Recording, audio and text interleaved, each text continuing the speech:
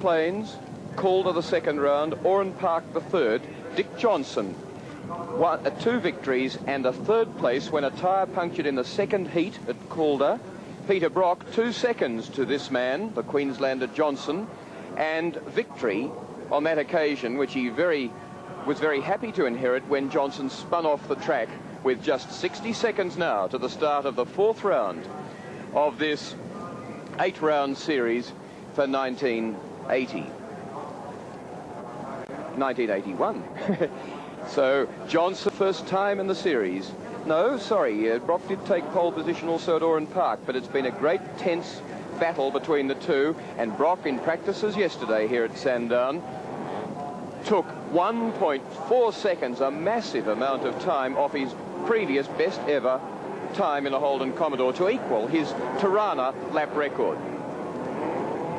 So here now is the first of 2 heats for the 4th round of the Australian Touring Car Championship for 1981, with Peter Brock on pole position, Johnson behind him, Alan Grice in the 3.5-litre BMW sharing the second row with Alan Brown, third row Peter Jansen, Stephen Harrington, both Tiranas, Commodores, as they get away. And this is what the Brock team thought would happen as Johnson surges to the lead, and the crowd are jubilant, the Ford supporters are, as Johnson lines himself up. Grice slots into third, into 4th place Jansen. The 27-car field streams away. But let's see if John Harvey, the Marlborough Holden dealer team manager's forecast is correct. Whether Peter Brock, and there Gary Cook hits the fence as they come out of Holden Corner. Let's see if Brock will be in the lead as they go down to the Goodyear Corner at the end of the S's. Up the back straight, naturally, the more powerful 5.7-litre Falcon is faster. 40.4 kilometres, Johnson wanting to build up the lead. Look at Grice trying to threaten and unsettle Brock, but an almost unthreatenable man, the man that you can't upset. But by gee, Grice is trying, and as he said, it's worth a second or more if I can get a tow, a good run under the Dunlop Bridge and a tow down the main straight. And he looks well set to do that on this lap. Grice, Johnson running away with ferocious power, and Grice going past Peter Brock, who must have trouble, I think. No, he tucks in behind him. So Grice is fast enough to pass the Commodore. Brock must have trouble. He's going to the pits. Peter Brock's in trouble. So through goes Alan Brown, followed by Peter Jansen, and Dick Johnson now romping away in first place, a lead of more than a second after 1 of 13 laps in the first heat. Well, what a disaster for the Marlborough Holden dealer team into the pits at this stage in the race, and in second place the BMW 635 CSI. Who would have thought it? Peter Jansen third, Alan Brown fourth. A tussle these 2 Commodore drivers have had the whole meeting so far. 1 minute 19.9 for the standing lap, very quick, as Alan Brown goes past into third place over the top of Marlborough. Will Jansen let him? Yes, he has to. And away goes Brown. But look at this BMW. Second place. Really didn't think he had much of a chance of getting right up there. But it's all Dick Johnson at the moment, using the torquey 351 Ford engine to its best advantage as he pulls away from the field, now really not worried with Peter Brock out of the race. Great shame yesterday because Bob Muir, who established 9th fastest practice time, crashed the car as we look at these 2 Commodores having a great battle in 3rd and 4th place. But Bob Muir in the Army Reserve-sponsored Falcon lost it over through the S's, badly damaged the car and had to withdraw. But to make up for that, Murray Carter started from the rear of the grid. And boy, if these 2 keep this up for 13 laps, they're going to be very tired but jubilant drivers, because this is the sort of action that Jansen absolutely relishes. And this is the sort of gap that Johnson, the Queenslander, leading the series by 1 point, doesn't mind either, although he did say yesterday, if it's a good, hard, close race, it suits me fine, because I want to hone myself up, get into gear for the pressure of the long-distance races later in the year. And of course, Peter Jansen's big problem is that he sold Alan Brown his first race car and is very crook on the fact that Alan Brown's gone quicker in practice. So you can bet the captain is working his heart out there. A little bit of a strap hanging off the back there, nothing serious, apart from his rear flare gone. Yes, he's lost the flare that belongs on the mudguard side of the car, not the door bit. right rear, and every time Johnson comes past the grandstand, the 3 occasions that he's been by in this 13-lap race, the Ford supporters are all waving their flag, holding their up-pointed V formation fingers, waving fists in the air. It's quite some rivalry.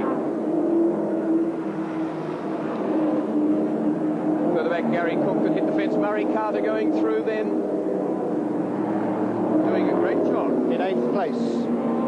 Now in 6th. Look at Carter on Cook. Started rear of grid. And that man yesterday who's got so much heart for motor racing, earlier in the week he lost $13,000 worth of equipment, 8 differentials, an irreplaceable gearbox, and the internals of 2 engines, but he got to the grid today. Dick Johnson. Falcon, a man who set the touring car championship on fire this year, and Alan Grice, who promises to set Bathurst on fire if he continues with this sort of performance. There's Steve Harrington in the car, driven last year by Garth Wigston for Roadways, but it's Jansen here leading Alan Brown still. Alan Brown getting a little bit untidy in this battle for 3rd place, and of course they're losing time on the BMW in 2nd place as they fight it out between the 2 of them. 5 seconds in arrears to race leader Johnson. Bit of a gap back then to Jansen, who's pulling away from Brown, now in 4th place. That's the 5-second gap. And about a similar gap, as you can see, perhaps it's 4 back to 3rd place Jansen. Murray Carter up to 5th, having overtaken Neil Cunningham, the driver of the ex-Alan Grice Commodore, an 18-year-old. 2 very young drivers in the field. Harrington and Cunningham, both of them 18 years of age, and both of them acquitting themselves very well.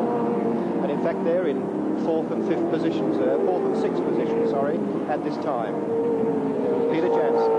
Fine performance. Good to see young drivers coming into the sport and having a go, doing it sensibly though. One of them that we're talking of is Harrington there, not far behind. Captain Peter Jansen. There he is, behind Brown. There's the immediate car behind Jansen. And then next comes Murray Carter in the cobbled up Falcon. We have to say that he had to build an engine at the last minute. Down the main straight though, a long straight at Sandown, where the touring cars 230, 240 kilometres an hour thereabouts. Bryce, he said in that interview, still a lot of work to be done in the BMW. Jansen's car a little the worse for the banging of the fence there. Early on, Gary Cook did it, of course, out of Holden corner. Alan Brown, then Harrington. Doing a good job. Son of the Roadways man, which is why he's in the car, but earning that position by the way he's been driving, and in fact at the moment lying equal 13th in the Touring Car Championship. But more important than that is that he came into a good place, 5th place in the first round at Simmons Plains. Well, according to Dick Johnson also in an interview in Australian Motor Racing this month, he was saying it's a very heavy car, the Falcon, to drive around Sandown, and he does an awful lot of weight training to keep his shoulders as strong as possible in order to handle the car. But this one would be a lot easier, I would say, with Alan Grice at the wheel. If you like the look of that car, viewers, with the magnificent black paint work with the gold decals on it, the numbers in gold, then you could probably serve some purpose by sending the Grice team some encouragement, because the rules and regulations say you may only have numbers black on white or white on black, and that doesn't comply. And Grice yesterday had some troubles with the timekeepers. They didn't time him in the 2nd practice session. They said the numbers were hard to read, but it's absolutely inherent to the JPS sponsorship that the car be the JPS colours black and gold, and if they were not allowed to have the numbers like that, we wouldn't be seeing that delicious motor car. And who could possibly confuse it with anything else anyway? A good-looking car, and one that Grice, wisely advised by Frank Gardner, his team leader and former British touring car champion, European saloon car champion, and great dab hand in all forms of motor racing, car design and development. They picked that out of the pack and felt that for the future it was the way to go. Not a great deal lighter, if anything, than a Commodore, but fairly fuel efficient, good high revving engine, 5 instead of 4 ratios, big disc brakes. He says the rear discs on the BMW are as big as the front discs on the Commodore, and the fronts are bigger again. So he said when they get everything right, brake balance is not quite right at the moment. It's a bit over-braked at the rear. Tends, if he goes really hard, to lock rear wheels. And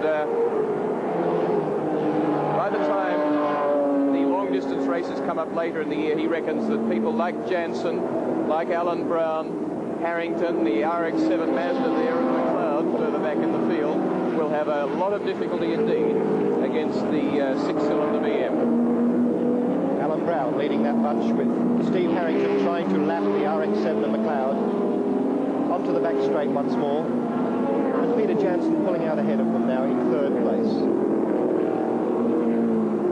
Here's Murray Carter, the tail end of his car disappearing there in a game fighting effort, one of dozens that that man has put in over the years since he started racing about 30 years ago. Started on motorbikes, and now of course we've got Dick Johnson threading his way through the pack further back. He's completed 7, he's on his 8th lap in the first heat, but if he were to be defeated by Brock in the second, well then, although Brock is not running at the moment, it won't affect it, but the second one carries precedence if points are equal. So it's still important for Johnson to put in a great performance in the second heat. Frank Porter there heading for the pits in his Mulgrave Mazda. Sorry. Dick Johnson still leading this race. Now doing it very easily indeed with no opposition within sight. Weighed in at 1,450 kilograms after the call around. All the Touring Car Championship cars were weighed to ensure they complied and hadn't been lightened. 50 kg for the Commodore, but the Commodore with only a 5-litre engine is also less powerful.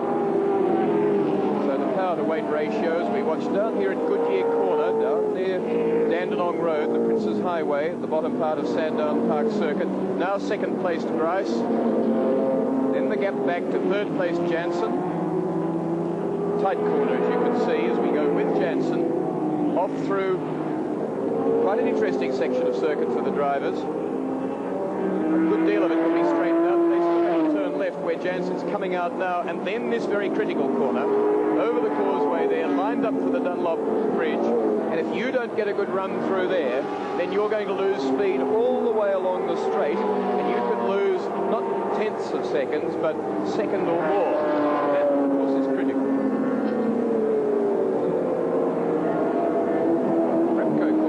Last one, the drivers you can see doing wheel work there. Then down here, heavy braking as the circuit rises a little bit up towards Holden Corner. They can really stand on the brakes there, as Alan Brown is demonstrating. Then Harrington behind him, and then the hard run out of there.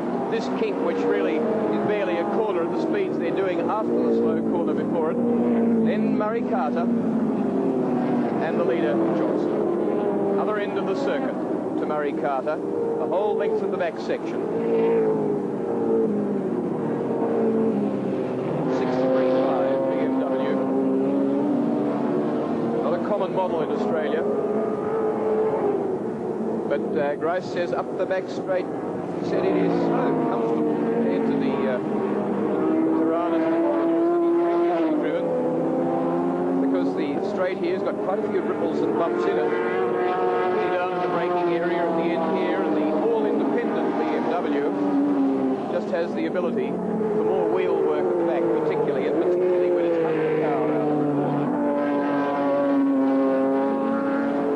Peter Williamson, always one of the strong contenders in the 2-litre class, and leading that at the moment in car 77. The man who started single-seaters, 43 years of age, and feels the time might be coming for Willow, as he's known.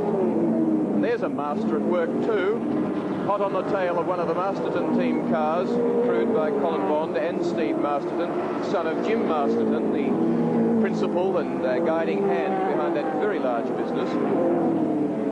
But Williamson, a great protagonist against the eligibility of the 3.5-litre BMWs, speaking out strongly against it. even though he's now a BMW dealer, I understand, which is might change his tune a little bit. One never knows.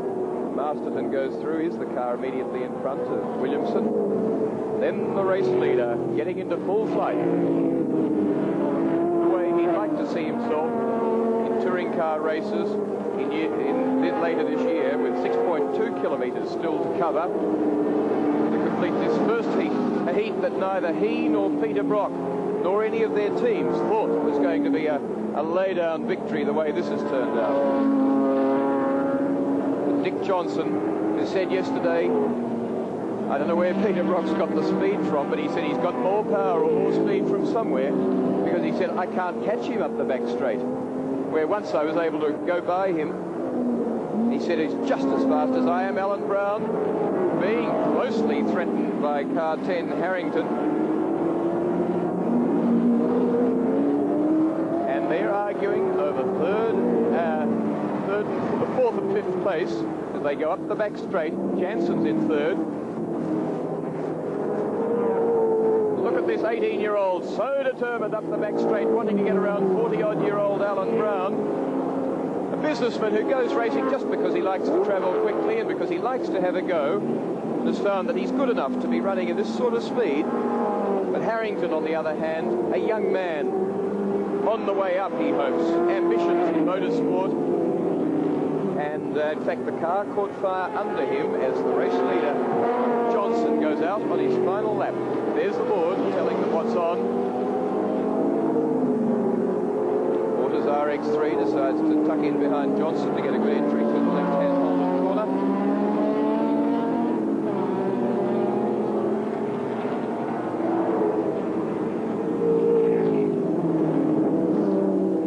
Second place Grice, third place Jansen, then fourth and fifth place this dice Alan Brown, Harrington on their final lap, 3.1 kilometres to solve the argument. Oh, Brown a little wild.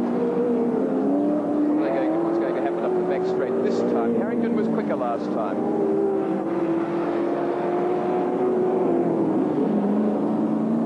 It'd be lovely if he could get the inside running, but Brown's not going to fall for that one. And Harrington's not close enough.